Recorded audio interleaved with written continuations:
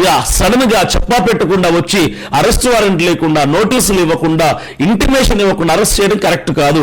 అది కూడా ఏదైనా ఒకవేళ అరెస్ట్ చేయాల్సిన అవసరత ఉంటే వాళ్ళు సాయంకాలం 6 గంటల లోపల అరెస్ట్ వారెంట్ తీసుకొచ్చి అరెస్ట్ చేయాలి, లేదా ఫోన్ చేసి పోలీస్ స్టేషన్ కి రమ్మని చెప్పాలి, లేదా ఇంటిమేషన్ ఇవ్వాలి, లేదా నోటీస్ మెసేజ్ అని మన ఫోన్ కు పంపించాలి.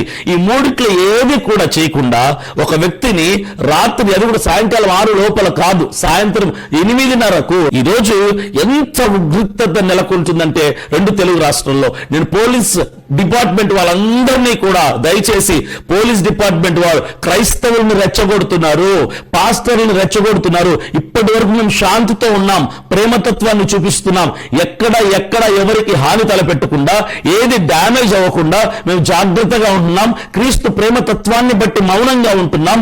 ఏది చేసినా మౌనంగానే పోరాడుతున్నాం. పోలీసుల మీద చేయి చేసుకోలేదు, పోలీసుల మీద తిరగబడలేదు.